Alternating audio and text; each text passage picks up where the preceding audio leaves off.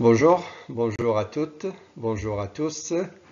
Alors on va voir tout de suite le deuxième résumé physique, les ondes lumineuses. Alors on va rappeler la diffraction, le phénomène de la diffraction. Premièrement, ce montage que vous voyez ici, c'est pour réaliser une certaine expérience. Donc, ce que nous avons ici, c'est une source de lumière, laser. Nous avons ici un faisceau de lumière, c'est ce qu'on appelle le faisceau incident. J'ai pris par exemple la lumière rouge. Ici, on a un obstacle. On va mettre ici une ouverture, ou bien une fente de largeur A. Et on veut savoir, les physiciens, les scientifiques, les chercheurs, ils voulaient savoir qu'est-ce qui va se passer quand la lumière, elle va traverser la fente. D'accord? Donc, quand la lumière, elle va traverser la fente, est-ce qu'elle va continuer dans sa direction ou bien elle va changer de direction? Alors, d'après le schéma, d'après ce que vous voyez ici, la lumière n'a pas gardé la même direction. Elle a pris plusieurs directions. D'accord? Donc, voilà, c'est un phénomène qu'on a déjà vu, c'est ce qu'on appelle la diffraction.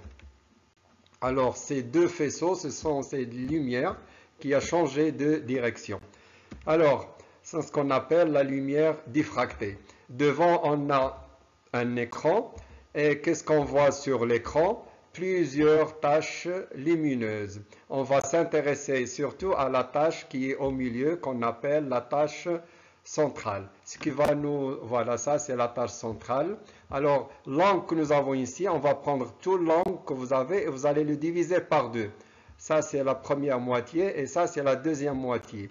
Cet angle, c'est ce qu'on appelle l'écart angulaire.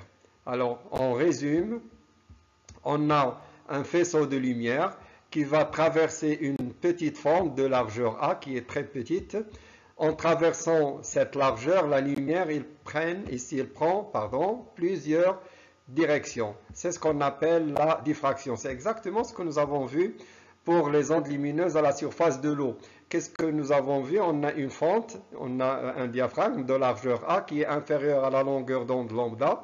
Et les ondes mécaniques, ils étaient linéaires, ça veut dire une seule direction, puis ils deviennent circulaires, c'est-à-dire ils prennent plusieurs directions. C'est exactement la même chose, on a une seule direction, puis on a plusieurs directions. Ce phénomène s'appelle la diffraction de la lumière.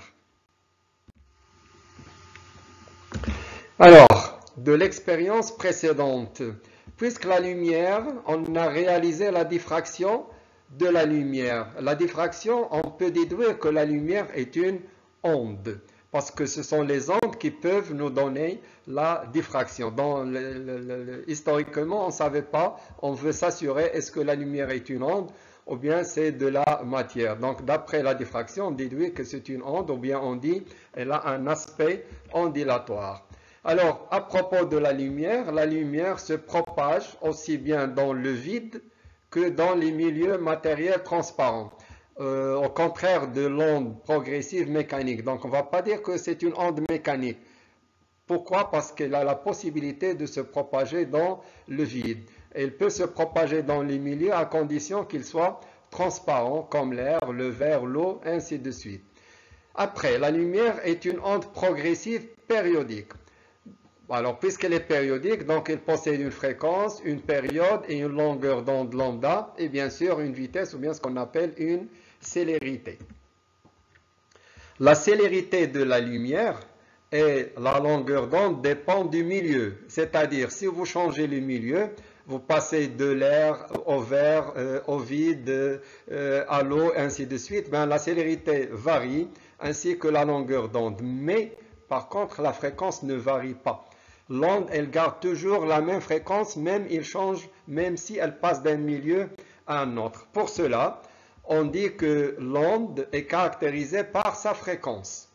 Chaque onde est caractérisée par sa fréquence. Les relations maintenant. Alors, dans un milieu matériel transparent, on va utiliser la relation de la vitesse égale à la distance sur le temps. et on déduit que si la distance est une longueur d'onde, c'est-à-dire une période spatiale, donc forcément la durée c'est une période temporelle. Et on va dire que lambda égale à la vitesse fois la période, ou bien l'inverse de la période, la vitesse sur la fréquence. Un cas particulier, c'est on est dans le vide ou bien dans l'air. On va assimiler l'air comme le vide. Alors on doit mentionner que la longueur d'onde, puisqu'on a changé le milieu, la longueur d'onde varie. On va l'appeler ou bien on va la noter lambda 0. La vitesse ou bien la célérité, elle varie aussi. On a dit la fréquence ne varie pas, c'est-à-dire la période, c'est toujours la même. Donc on aura V sur la fréquence ou bien C sur la fréquence. Alors une petite remarque, quand on est dans le vide, c'est mieux de représenter la célérité par la lettre C. Si on est dans un milieu autre que le vide, c'est préférable de noter la vitesse avec la lettre V. De ces deux relations, si on divise la première et la deuxième, alors on aura, donc on va simplifier la période ou bien on va simplifier la fréquence et on aura lambda sur lambda 0 égale à la vitesse dans le milieu sur la vitesse dans le vide. Une petite remarque, la vitesse de l'onde, elle diminue lorsqu'elle passe du vide à n'importe quel milieu. Donc la vitesse, elle est maximale lorsqu'on est dans le vide. Je l'ai mentionné ici. La vitesse de n'importe quel milieu transparent, elle est toujours inférieure à la vitesse ou bien à la célérité dans le vide. Alors, fréquence et couleur, c'est la même chose. Chaque couleur correspond à une fréquence bien déterminée. Alors, lorsqu'on dit une couleur, implicitement, on dit une fréquence. Voilà. Une onde lumineuse monochromatique. Chromatique, ça veut dire couleur. Mono, ça veut dire une seule couleur. Mono, une seule. Chromatique, une seule couleur. Alors, une lumière monochromatique est caractérisée par une seule fréquence, c'est-à-dire une fréquence bien déterminée. J'ai mis ici entre parenthèses une seule fréquence. Alors, lorsqu'on dit monochromatique, c'est-à-dire pour simplifier une seule couleur, physiquement parlant, c'est une seule fréquence. Voilà. Donc, on doit connaître le spectre de la lumière visible. Voilà. Donc, l'humain, l'homme ne peut pas voir, moi, toi, les autres, on ne peut pas voir toutes les couleurs. Voilà, ça c'est la partie, c'est l'intervalle ou bien le spectre des couleurs visibles.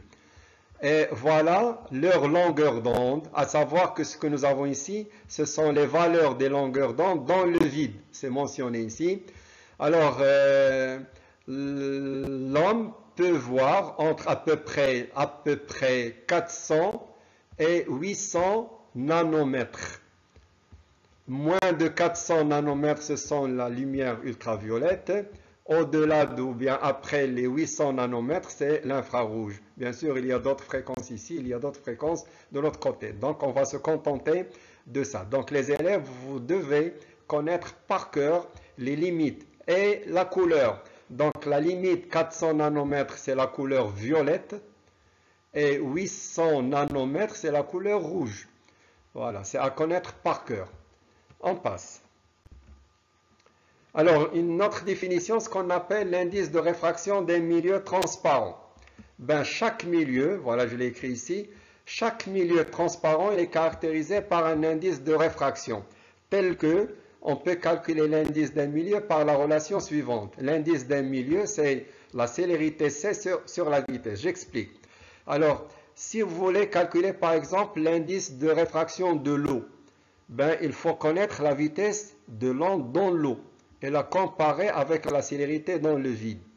Si vous voulez connaître l'indice de réfraction dans le verre, il faut connaître la vitesse de l'onde dans le verre et la comparer avec la vitesse dans le vide. Donc finalement, c'est une comparaison entre le milieu et le vide. Alors un exemple, si on veut calculer l'indice de réfraction de l'air, alors puisque la vitesse de l'air, c'est à peu près la vitesse dans le vide, donc on va remplacer V par C. On aura C sur C, on aura 1. D'accord? Et puisque la vitesse dans n'importe quel milieu est inférieure à C, donc forcément l'indice est supérieur à 1. Sans unité. Relation de diffraction. Si je considère le schéma de tout à l'heure, alors d'après cette expérience, qu'est-ce qu'est-ce qu'on fait? Si on change les couleurs, c'est-à-dire on change la fréquence, on remarque que l'angle ou bien l'écart angulaire, il varie.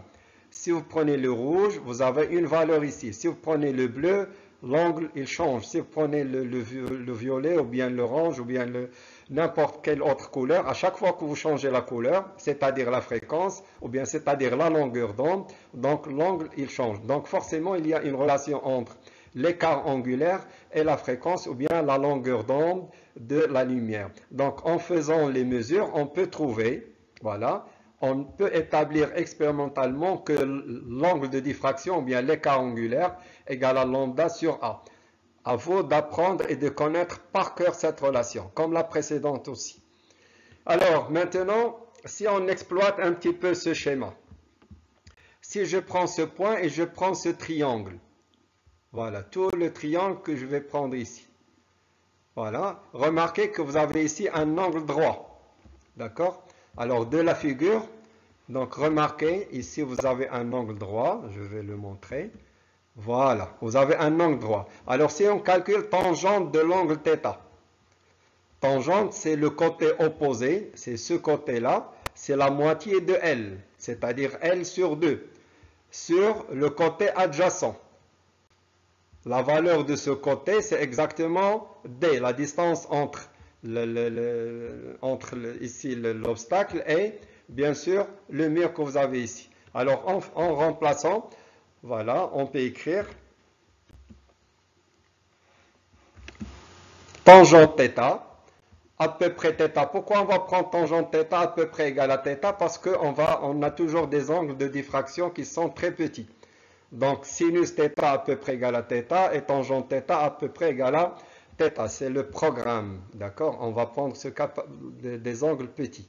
Alors, tangente θ, c'est à peu près égal à θ. Et tangente θ du schéma, c'est égal à le côté opposé L sur 2 sur le côté adjacent. On fait descendre le 2. Donc, tangente, θ égale à L sur 2t. En rassemblant les deux relations, ça c'est θ et ça c'est θ, on peut déduire que θ à peu près égal à L sur 2D et aussi lambda sur A. C'est ce qu'on va utiliser dans les exercices. Alors, pour finir, on va parler de la dispersion de la lumière. Je prends un exemple. Voilà, très bien. Alors ici, nous avons un prisme et nous avons ici une lumière blanche.